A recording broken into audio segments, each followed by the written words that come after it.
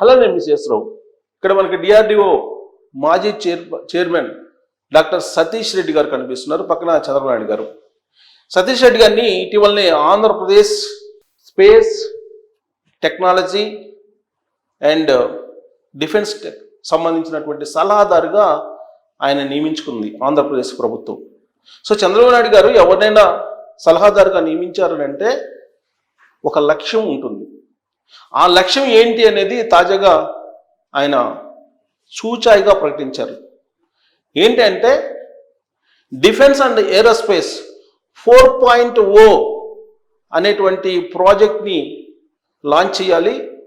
దానికి 1,00,000 కోట్లు పెట్టుబడులు సేకరించాలి అనేది ఆయన లక్ష్యం. రాబోయేటువంటి రోజుల్లో డిఫెన్స్ ఏరోస్పేస్ సంబంధించినటువంటి ఎక్సలెన్స్ సెంటర్ను దాన్ని ఏర్పాటు చేయాలనేది ఒక నిర్ణయం తీసుకున్నారు. డిఆర్డిఓ ఆధ్వర్యంలో ఏరోస్పేస్ అలాగే డిఫెన్స్కి సంబంధించినటువంటి ఒక ఎక్సలెన్స్ సెంటర్ని ఆంధ్రప్రదేశ్లో ఏర్పాటు చేసి దాని ద్వారా రాబోయేటువంటి రోజుల్లో భారతదేశానికి అవసరమైనటువంటి రక్షణ, అంతరిక్షానికి సంబంధించినటువంటి పరికరాలను తయారు చేయడానికి సన్నద్ధమవుతున్నారు. ఇదే డిఫెన్స్ ఏరోస్పేస్ 4.0 ప్రాజెక్ట్. దీనికి 1,00,000 కోట్లను సేకరించడాన్ని టార్గెట్గా పెట్టుకున్నారు. రివ్యూ సమావేశంలో అదే చెప్పారు. రాబోయేటువంటి 5 ఏళ్లలో 50 నుంచి 1,00,000 కోట్లు పెట్టుబడులు పెట్టించాలి ఈ రంగంలో అని చెప్పారు. చంద్రబాబు గారు ఎప్పుడు కూడా ఇన్నోవేషన్ అటువైపు వెళ్తూ ఉంటారు. టెక్నాలజీలో హై లెవెల్ థింకింగ్లో ఉంటారు ఆయన. అందుకే ఆయన హైటెక్ ముఖ్యమంత్రి అనేవాళ్ళు తొలి రోజుల్లో. అప్పట్లో ఆ హైటెక్ ముఖ్యమంత్రి అనేటువంటి ప్రచారమే ఆయనకి ప్రతికూలంగా మారింది. కానీ ఇప్పుడు అదే ఆయనకు అడ్వాంటేజ్ అయ్యింది. అవసరాలని, పరిసరాలని, పరిస్థితుల్ని అన్నిటినీ సమీక్షించుకున్న తర్వాత చంద్రబాబు నాయుడు ఒక నిర్ణయం తీసుకుంటారు. ప్రస్తుతం ఐటీ రంగం మరో పుంతలు దొక్కుతుంది. ఆర్టిఫిషియల్ ఇంటెలిజెన్స్ వైపు వెళ్ళిపోతుంది. ఇప్పటి వరకు మనం చూసినటువంటి సేవా రంగం ఒక ఎత్తు అయితే చూడబోయేది మరొక ఎత్తు. మరో ప్రపంచాన్ని ఆర్టిఫిషియల్ ఇంటెలిజెన్స్ సృష్టించబోతుంది అని ఆయన చెప్తున్నారు. అందుకే ఆయన ఇప్పుడు ఏఐ వైపు, ఆర్టిఫిషియల్ ఇంటెలిజెన్స్ వైపు ఆయన అడుగులు వేస్తున్నారు. చాలా వేగంగా అడుగులు వేస్తున్నారు. క్వాంటమ్ కంప్యూటింగ్ దిశగా వెళ్తూ ఉన్నారు. అంతేకాదు దానికి అనుగుణంగా డిఫెన్స్ ఏరోస్పేస్ వైపు వెళ్తున్నారు. అంటే ఆకాశాన్ని హద్దుగా పెట్టుకున్నారు, అంతరిక్షాన్ని హద్దుగా పెట్టుకున్నారు. అలాగే రక్షణ ఉత్పత్తులు, ఎగుమతులు భారతదేశంలో ఇప్పుడు పెరిగాయి. ఆపరేషన్ సింధూర్ తర్వాత భారతదేశం తయారు చేసినటువంటి యుద్ధ పరికరాలకి ప్రపంచవ్యాప్తంగా డిమాండ్ పెరిగింది. దాదాపు 40% ఎగుమతులు జరుగుతూ ఉన్నాయి. ఎగుమతులు పెరిగాయి 40% ఆపరేషన్ సింధూర్ తర్వాత భారతదేశానికి అనేది అఫీషియల్ న్యూస్. అంటే భారతదేశానికి సంబంధించిన రక్షణ ఉత్పత్తులు వాటికి డిమాండ్ పెరిగింది ఆపరేషన్ సింధూర్ తర్వాత. కారణం పాకిస్తాన్కి చైనా సరఫరా చేసినటువంటి విమానాలు, డ్రోన్స్, మిజైల్స్, అలాగే అమెరికా పాకిస్తాన్కి ఇచ్చినటువంటి డ్రోన్స్, మిజైల్స్ అవన్నీ ఫెయిల్ అయిపోయాయి. భారత్ ఆపరేషన్ సింధూర్ క్రమంలో స్వదేశీ పరిజ్ఞానంతో తయారు చేసినటువంటి పరికరాలనే ఎక్కువగా ఉపయోగించింది. మిజైల్స్ అన్నిటిని కూడా ఒక S-400 అనేటువంటి రాడార్ తప్ప మిగతా అన్ని కూడా ఆపరేషన్ సింధూర్లో స్వదేశీ పరిజ్ఞానంతో తయారు చేసినటువంటి యుద్ధ పరికరాలనే భారత ఆర్మీ ఉపయోగించింది, సక్సెస్ అయ్యింది. అందుకే ప్రపంచవ్యాప్తంగా ఆపరేషన్ సింధూర్ గురించి తెలియజేసేటువంటి ప్రయత్నం చేశారు. ప్రత్యేకమైనటువంటి 7 టీములను పంపించి ప్రపంచవ్యాప్తంగా ఆపరేషన్ సింధూర్లో భాగంగా స్వదేశీ పరిజ్ఞానంతో తయారు చేసినటువంటి రక్షణ ఉత్పత్తులు ఎంత విజయవంతంగా ఉన్నాయో తెలియజేశారు. దాంతో 40% ఎగుమతులు పెరిగాయి. 40% ఆర్డర్స్ వచ్చాయి. ఇప్పుడు ఎగుమతులు సంబంధించిన ఆర్డర్స్ భారతదేశానికి. అందుకే రాబోయేటువంటి రోజుల్లో డిఫెన్స్ ఏరోస్పేస్కి సంబంధించినటువంటి ఉత్పత్తుల డిమాండ్ ప్రపంచవ్యాప్తంగా ఎక్కువగా ఉంటుందని చెప్పి భారతదేశం గ్రహించింది. ఆ దిశగా మేక్ ఇన్ ఇండియా ప్రోగ్రాంలో భాగంగా తయారీ రంగంలో స్పీడ్గా వెళ్తుంది.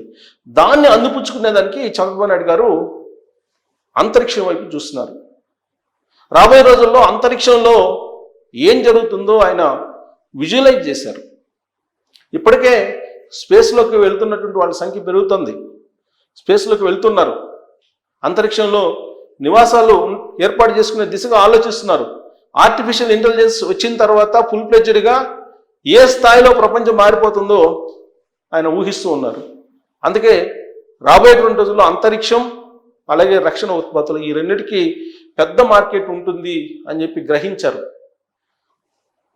అందుకే ఒక ఎక్సలెన్స్ సెంటర్ను ఏర్పాటు చేయాలి ఆంధ్రప్రదేశ్లో అని నిర్ణయం తీసుకున్నారు. మిసైల్ని ప్రకాశం జిల్లాలో ఉన్నటువంటి ప్రాంతంలో తయారు చేయాలని చెప్పి అంటున్నారు మిసైల్ని. అలాగే కర్నూలులో డ్రోన్స్ని తయారు చేయాలి అని చెప్పి ప్లాన్ చేస్తూ ఉన్నారు. రక్షణ ఉత్పత్తులకు సంబంధించి కొన్ని ప్రాంతాలను కూడా ఆయన సజెస్ట్ చేశారు. నేవీకి సంబంధించిన ఉత్పత్తుల్ని శ్రీకాకుళం ప్రాంతంలో తయారు చేయాలని, అక్కడ ఒక క్లస్టర్ని ఏర్పాటు చేయాలని చెప్పి నిర్ణయించారు. రివ్యూ మీటింగ్లో పెట్టారు. దొనకొండ దగ్గర మిసైల్ రెడీ కాబోతుంది రాబోయే రోజుల్లో. ప్రకాశం జిల్లా దొనకొండ, అక్కడ మిసైల్ తయారు కాబోతుంది. దానికి సంబంధించినట్టు ఏర్పాట్లు చేయండి, పెట్టుబడులు సేకరించండి, కంపెనీలను ఆహ్వానించండి అని చెప్పి చంద్రబాబు నాయుడు గారు రివ్యూ మీటింగ్లో చెప్పారు. కర్నూలులో డ్రోన్స్, అలాగే డ్రోన్స్తో ఏ విధంగా యుద్ధం చేశారో మనం చూసాం. పాకిస్తాన్ ఇండియా మధ్య జరిగినటువంటి యుద్ధంలో ఆపరేషన్ సింధూర్ క్రమంలో. అలాగే ఇరాన్ ఇజ్రాయెల్ మధ్య కూడా డ్రోన్స్ యుద్ధం ఎలా జరిగిందో చూస్తున్నాం మనం. ఉక్రెయిన్ రష్యా మధ్య డ్రోన్స్ యుద్ధం ఎలా జరిగిందో మనం చూసాం. సో ఇవన్నీ కూడా కర్నూలులో తయారు చేయకపోతున్నాయి పరికరాలు. రాబోయే రోజుల్లో యుద్ధ పరికరాలన్నీ కూడా కర్నూలులో ఈ డ్రోన్స్ రూపంలో తయారు కాబోతున్నాయి. అసలైనటువంటి మిసైల్ దొనకొండలో తయారు కాబోతుంది. దాని మేరకు నిర్ణయాలు తీసుకున్నారు. అలాగే తిరుపతిలో రీసెర్చ్ సెంటర్ను పెట్టబోతున్నారు. రక్షణ ఏరోస్పేస్కి సంబంధించినటువంటి రీసెర్చ్ సెంటర్ని పెట్టాలి అని చెప్పి ప్లాన్ చేస్తున్నారు. ఇలా 4 ప్రాంతాల్లో, అక్కడేమో నావెల్ ఉత్పత్తులు శ్రీకాకుళం ఏరియాలో, కర్నూలు ఏరియాలో డ్రోన్స్, ప్రకాశం జిల్లా దొనకొండలోనేమో మిసైల్ రీసెర్చ్ సెంటర్నేమో తిరుపతి. ఇలా పెట్టడం ద్వారా పెద్ద ఎత్తున పెట్టుబడులను సేకరించాలి అనేటువంటి ఆలోచన చంద్రబాబు గారు చేస్తూ ఉన్నారు. రాబోయే రోజుల్లో దీనికి సంబంధించిన మార్కెట్ హై ఎండ్లో ఉండబోతుందని చెప్పి ఆయన ఎక్స్పెక్ట్ చేస్తూ ఉన్నారు.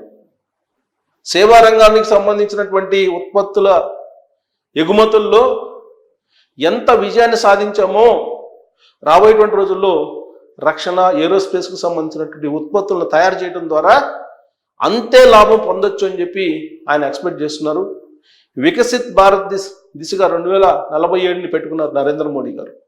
వికసిత్ ఆంధ్రప్రదేశ్ దిశగా చంద్రబాబు నాయుడు గారు అడుగులు వేస్తున్నటువంటి క్రమంలో భారతదేశానికి వచ్చేటువంటి రక్షణ ఏరోస్పేస్ ఉత్పత్తుల ఆర్డర్స్ని ఆంధ్రప్రదేశ్ చేజిక్కించుకొని ఆంధ్రప్రదేశ్ నుంచి అవన్నీ తయారు కావాలని చెప్పి ఆయన ప్లాన్ చేస్తున్నారు.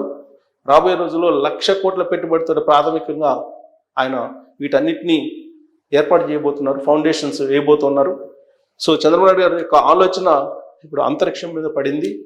అది పెద్ద బిజినెస్ మార్కెట్గా కాబోతుంది రాబోయేటువంటి రోజుల్లో అని చెప్పి ఎక్స్పెక్ట్ చేస్తున్నారు.